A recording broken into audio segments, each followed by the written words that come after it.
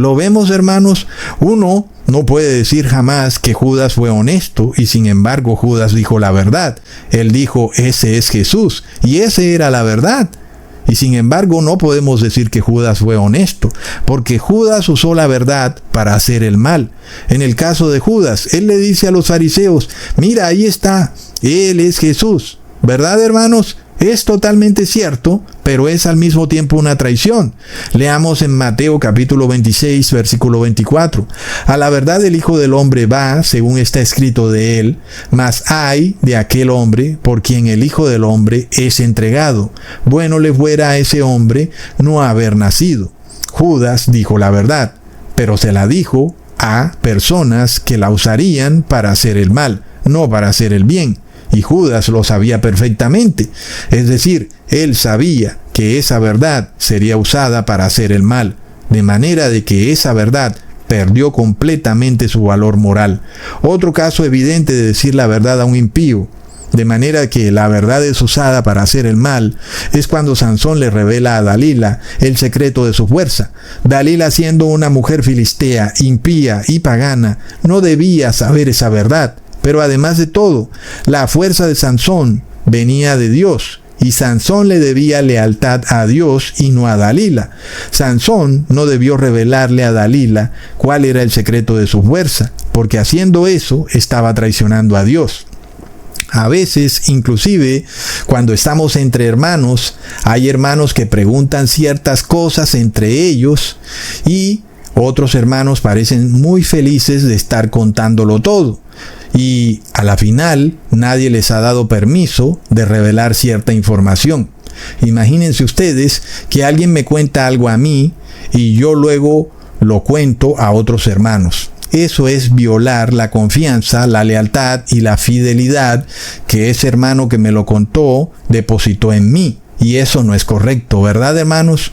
¿Cómo es posible que yo luego esté diciendo algo nada más porque es verdad, pero nadie me autorizó a decirlo? Eso en sí mismo es un chisme, aun y cuando es verdad. En este caso, yo no tengo autoridad para revelar o contar algo que otros hermanos me han contado a mí privadamente. Vamos a poner un ejemplo. Hay personas que llegan nuevas al canal y quieren saber el significado del nombre Ecusatón Aridmon. Algunos de tiempo atrás, que ya no son hermanos, parece que sentían algún tipo de felicidad de estar revelando el significado del nombre, y eso nunca ha sido revelado públicamente. Así que ellos están diciendo la verdad, pero no la están diciendo con un ánimo de que sea usada para el bien, sino simplemente por el chisme, porque no ha sido revelada públicamente. Estos hermanos conocieron esa verdad hablando entre ellos, y no está bien que luego la revelen públicamente. Jesús resume esto con un proverbio en Mateo capítulo 7, versículo 6. No deis lo santo a los perros, ni echéis vuestras perlas delante de los cerdos, no sea que las pisoteen y se vuelvan y os despedacen. Así que en cuestiones de este ministerio y sus miembros, lo que esté públicamente revelado, tú puedes revelarlo públicamente, pero lo que no esté públicamente revelado, no tenemos por qué revelarlo ni pública ni privadamente con otros hermanos. Vamos a poner otro ejemplo. Si un hermano no ha revelado a otro hermano dónde vive, ni cuál es su dirección o su número de teléfono, ¿cómo pudiera yo revelar esa información a otro hermano privadamente? ¿Verdad? De nuevo estamos en el mismo asunto. Mi fidelidad está con ese hermano que me ha revelado esa información a mí y él no la ha revelado públicamente. A pesar de que alguien me pregunta luego si yo sé dónde vive ese hermano o cuál es su teléfono, no tengo derecho a revelar esa información porque el hermano me la reveló privadamente. De manera de que ¿por qué yo tendría que decirlo? A pesar de que yo lo sé y a pesar de que es la verdad, no tengo ningún derecho a revelarlo. Lo vemos y es algo similar a lo que ocurrió con Rahab la ramera. Entonces el punto inicial es la fidelidad.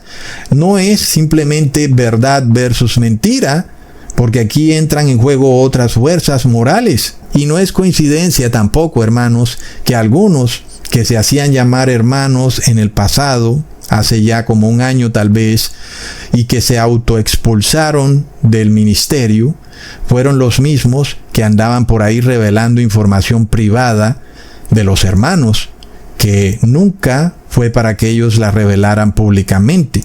Eso en sí mismo es una traición. Entonces nosotros vamos entendiendo, hermanos, por qué Judas no pudo tener salvación. Porque no fue fiel ni tuvo lealtad. A veces puede ocurrir que podemos tener una buena intención, pero el método no es correcto. A veces aún continuamos con el modo de ser del viejo hombre y estamos como en el chisme, a toda hora hablando entre hermanos, diciendo información que en ningún momento ha sido dada para que sea contada entre hermanos. Y si esa información no ha sido autorizada para que sea contada entre hermanos, ¿por qué la estás contando? Un ejemplo de eso lo tenemos con el rey Saúl, quien se entera que David fue alimentado con los panes de la proposición por el sacerdote Ahimelech. Y eso le causa un grave problema a Ahimelech, porque en ese momento también estaba presente uno de los siervos del rey Saúl. Y él estaba mirando y luego resulta que va y cuenta el chisme al rey Saúl. Y el rey Saúl manda a matar a Ahimelech. Leamos en 1 Samuel capítulo 22 versículo 9 al 10. Entonces Doeg edomita, que era el principal de los siervos de Saúl, respondió y dijo: yo vi al hijo de Isaí que vino a Nob, a Ahimelech hijo de Ahitob, el cual consultó por él a Jehová y le dio provisiones y también le dio la espada de Goliat el filisteo. Entonces este siervo de Saúl, Doeg edomita, estaba diciendo la verdad. Él era testigo presencial, pero le dice la verdad a alguien que la quería usar para hacer el mal. ¿En qué terminó todo?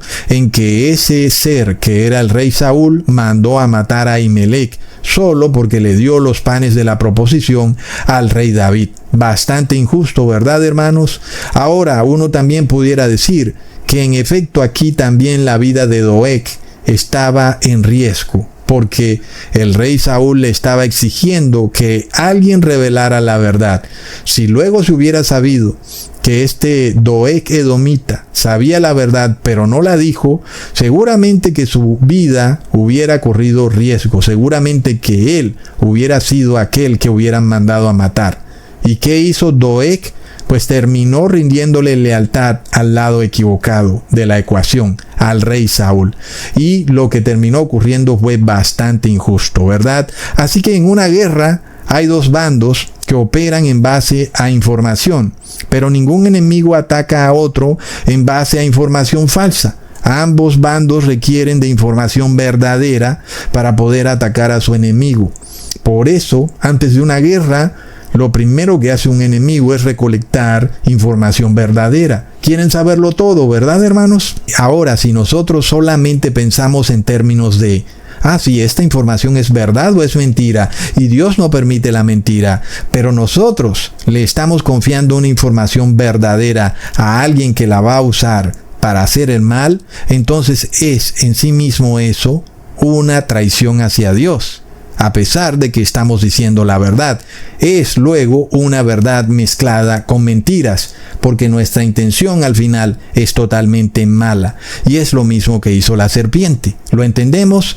Y es lo mismo cuando Jesús dice: quien me niegue a mí, yo lo negaré ante el Padre. Y muchas personas dicen: yo puedo negar a un siervo de Dios, pero no puedo negar a Jesús. Vemos que el asunto es bastante claro. Negar a Jesús también es negar a uno de sus siervos. Leamos en Mateo capítulo 25 versículo 37 al 40. Entonces los justos le respondieron diciendo: Señor, ¿cuándo te vimos hambriento y te sustentamos, o sediento y te dimos de beber? ¿Y cuándo te vimos forastero y te recogimos, o desnudo y te cubrimos?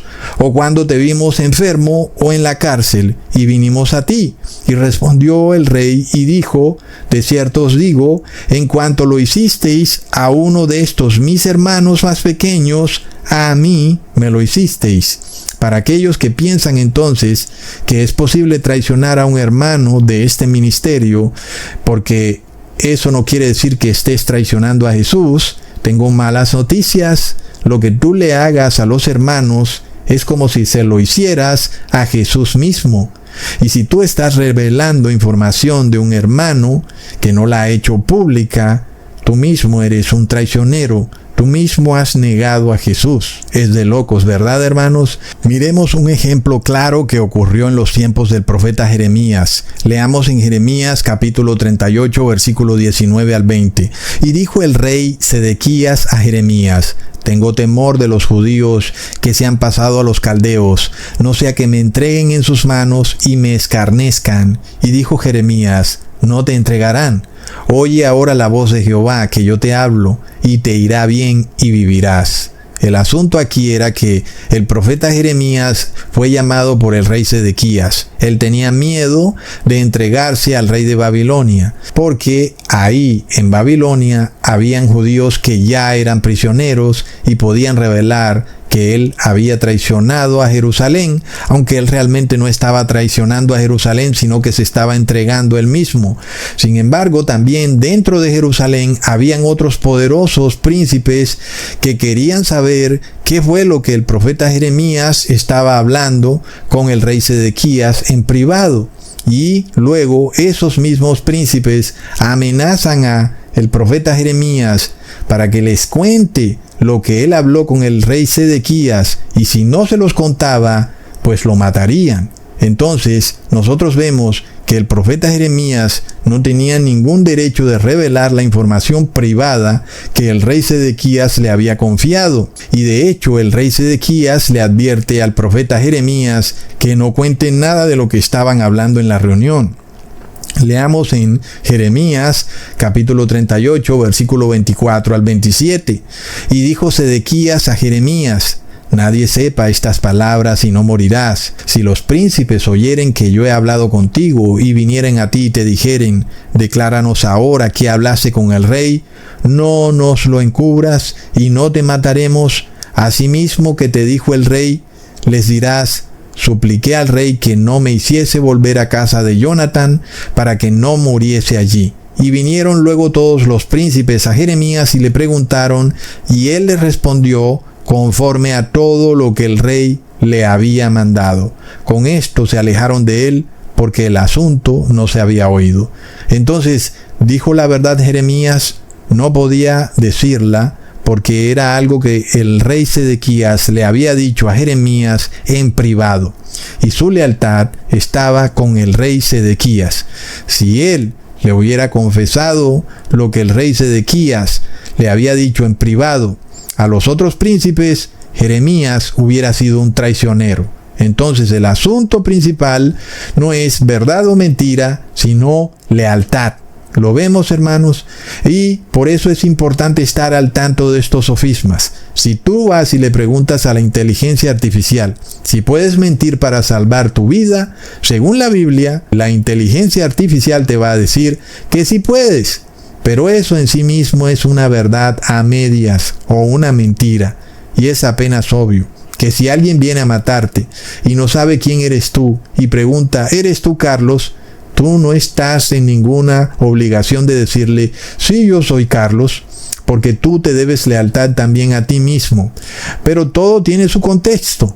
Aquí hay que aclarar que no es cierto que Dios te permite mentir para salvar tu vida. La frase correcta debe ser, tu lealtad es primero para Dios y para la iglesia, de manera que tú no puedes darle información a aquellos que tú sabes que la van a usar para hacer el mal, porque eso al final en sí mismo es una